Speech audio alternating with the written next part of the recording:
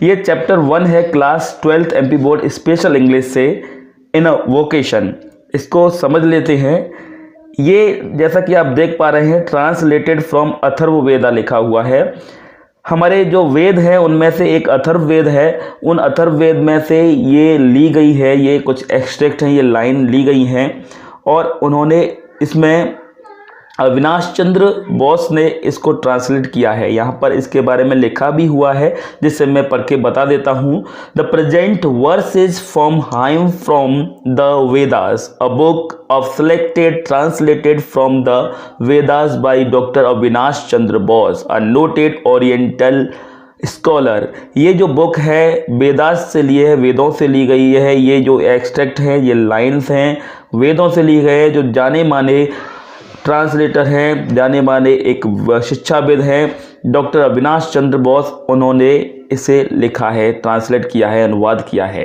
It has been ascribed to the seer Atharva and occurs as hymn 52 in book 8 of the Atharvaveda. Atharvaveda का जो 52 श्लोक है, मंत्र है, उसमें से लिया गया है। It inculcates the ethics of collective living through mutual love and understanding. Renders in the style of an invocation. It wants this sense of unity to prevail not only among one's own people but also with regard to others. पहले मैं आपको बता देता हूँ invocation का मतलब होता है, क्या होता है। इन्वोकेशन का मतलब होता है पुकार, एक प्रार्थना। यहाँ पर इन लाइनों में प्रार्थना की जा रही है म्यूचुअल अंडरस्टैंडिंग की, मतलब आपसी समझ की, आपसी भागीदारी की, आपसी प्रेम की, कि आप सब लोग मिलजुल कर रहें और एक दूसरे से ना झगड़ें। केवल 2 स्टैंजा की है, लेकिन 2 स्टैंजा की इस पोएम में बहुत बड़ी बात कही गई है। देख लेते हैं। आज की क्लास तो छोटी सी ही होने वाली है, ज़्यादा बड़ी नहीं होगी क्योंकि पोएम छोटी है। और अगले इस मैं आपके क्वेश्चन आंसर भी कराऊंगा, सब कुछ कराने इसमें जितने भी, जैसे आपकी कोचिंग की क्लास चलती है वैसे ही क्लास ये चलने वाली है। इसलिए आपको कोई यहाँ पर बिल्कुल ऐसे एक वीडियो देख रहे हैं ऐसे नहीं चलना है। जो ग्रामर के वीडियो होंगे वो फेस कैम वीडियो होंगे जिसमें मेरा चेहरा भी दिखाई देगा, बोर्ड भी दिखाई देगा, बिल्कुल मैं पढ़ाता हुआ नजर आऊँगा। लेकिन चैप्टर्स में आपका चैप्टर्स और लाइन्स ज़्यादा जरूरी हैं, इसलिए यहाँ पर इसको देखना जरूरी है। आपके इसके जो स्क्रिप्ट दिखाई दे रही है, जो आपके जो टेक्स्ट दिखाई दे रहा है, जो बुक के जो पेज है वो बहुत ज़रूरी है क्योंकि बहुत सारे लोगों पर बुक्स नहीं होगी, इसलिए ऐसा किया जा रहा है। बहुत से लोगों को लग रहा होगा कि हमें टीचर्स का चेहरा नहीं दिखाई दे रहा, इसलिए सॉरी फॉर दैट, लेकिन ये ज़्यादा ज़रूरी है। तो शुरू कर देते हैं। आज मैंने थोड़ी सी भूमिका ज़्यादा बन गई क्योंकि ये सब बताना ज़रूरी है। आप इस क्लास को सीरियसली ज़रूर लीजिए। अगर आप फर्स्ट टाइम चैनल पर आए हैं तो चैनल को अभी सब्सक्राइब कर लीजिए क्योंकि आपके लिए ये क्लासेस रेगुलर चलने वाली हैं। आपका लॉकडाउन की जो पढ़ाई का नुकसान होगा बिल्कुल नहीं होने दूंगा। बिल्कुल जिस तरह से जितने चैप्टर्स हो जाने चाहिए जुलाई तक, लॉकडाउन खत्म होने तक, उतने करवा के छोड़ूंगा।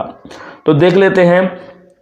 पहली लाइन है, let us have concord with our own people and concord with people who are strangers to us. Ashwins create between us and the strangers a unity of hearts. अब देखिए यहाँ पर ये लाइंस हैं, इनमें 2-3 डिफिकल्ट वर्ड्स आए हैं या फिर अननोन वर्ड्स आए हैं, उनको पहले समझ लेते हैं जिससे कि आप भी इसको समझ पाएं। देखिए यहाँ पर पहला वर्ड आया है कंकॉर्ड और एक वर्ड आया है आश्विन और एक स्ट्रेंजर, तो आपने सुन रखा होगा। तो कंकॉर्ड माने होता है आपसी संबंध रखना, मिलजुल कर रहना, ठीक है। और स्ट्रेंजर अजनबी होता है। और आश्विन्स एक प्रॉपर नाउन है, ये किसी इंग्लिश का कोई वर्ड नहीं है। आश्विन एक देवता हैं जो कि ड्यूअल गॉड्स के नाम से जाने जाते हैं, मतलब एक देवता में 2 देवता जुड़े हुए हैं, इसलिए द्वि देवता कहा जा सकता है। आश्विन उनको नाम दिया गया है। तो इसको क्या, इस लाइन में क्या कहा गया है, इस स्टेंजा में क्या कहा गया है, सुन लेते हैं। Let us have concord with our own people. चलिए हम अपने खुद के लोगों के साथ, स्वयं के लोगों के साथ में कंकॉर्ड बना के रखें, आपसी संबंध बना के रखें। ओन पीपल का मतलब है हमारे रिश्तेदार, आपके परिवार के लोग, आपके भाई बंधु और आपके देश के लोग भी ओन पीपल का यहाँ पर मतलब है। And concord with people who are strangers to us, और हम उन लोगों के साथ भी आपसी संबंध बना के रखें जो हमारे लिए स्ट्रेंजर हैं। स्ट्रेंजर यानी कि अजनबी, लेकिन यहाँ पर अजनबी का मतलब है दूसरे देश के लोग जिन्हें हम जानते नहीं, जो हमसे दूर हैं।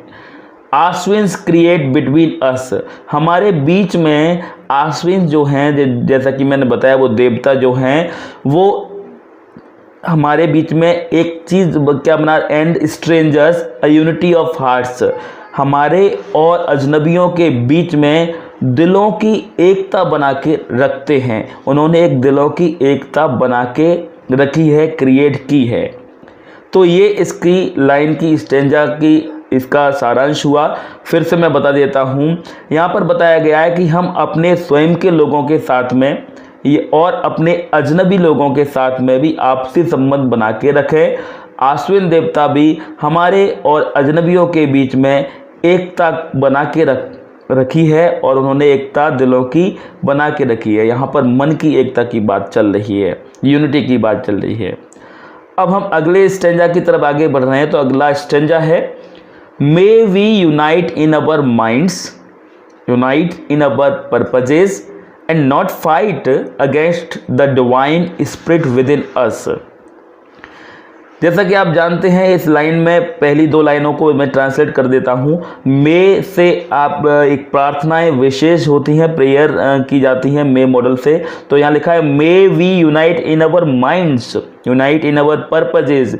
कहा गया है कि ऐसा ही नहीं कि हम ये एकता बना के रखें, एकता बनाने का संबंध दिया है कि हम यूनाइट हों अपने माइंड से, अपने मन से यूनाइट रहें लोगों से, और यूनाइट इन अवर पर्पज, हमारे जो उद्देश्य हैं उन उद्देश्यों में यूनाइट रहें।